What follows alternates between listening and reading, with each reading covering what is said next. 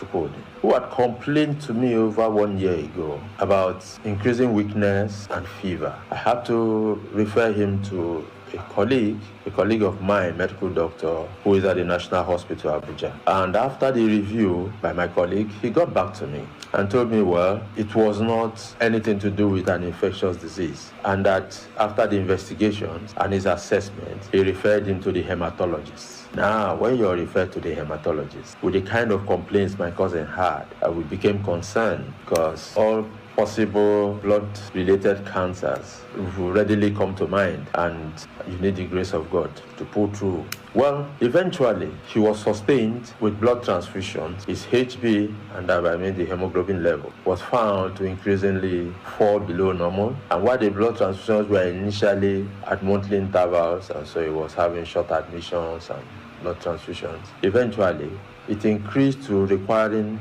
blood transfusions every 2 weeks. And by the time he progressed to weekly blood transfusions without any definite diagnosis, he was admitted into another hospital, where the idea now was, with the great suspicion of a cancer, to search for any hint at a cancer lesion.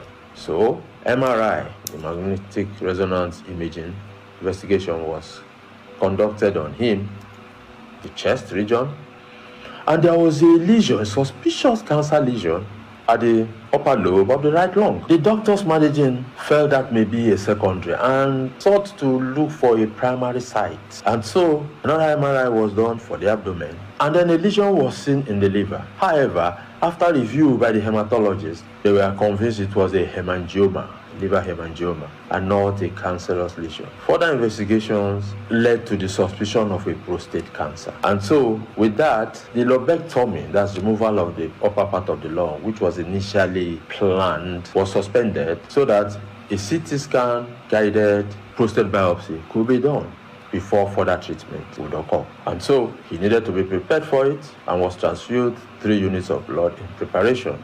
But just before this came the word of knowledge. It was on the 24th of July. 47 minutes into the prayer, the man of God mentioned a liver hemangioma. Let it be reversed. Liver hemangioma. Liver hemangioma. If you are the one, put it on the live stream. The devil is a liar. The devil is a liar. I announce, let it be reversed. Within 5 to 6 minutes, he mentioned cancer of the lung, cancer of the blood, cancer of the prostate, among other cancers. Cancer of the lungs, cancer of the blood, cancer of the prostate, let them all be reversed. All 4 differential or tentative diagnosis following on the investigations done were mentioned within a 5 to 6 minute period. I didn't need to be convinced that this was my cousin because we had been into prayers. Being a medical professional, I understood what the chances were. And the moment the results were revealed, I surely knew we needed grace. It needed a lot of grace for us to pull through this. Send that link to the wife, I send that link to my other cousins, and we ran with it. So, while he was transfused 2-3 units of blood, preparatory to the CT guided prostate biopsy, there was a strike by doctors. Because at the time, he had now been moved from the private hospital to the national hospital. But to the glory of God, he didn't need that prostate biopsy. He just observed that he wasn't feeling increasingly weak anymore.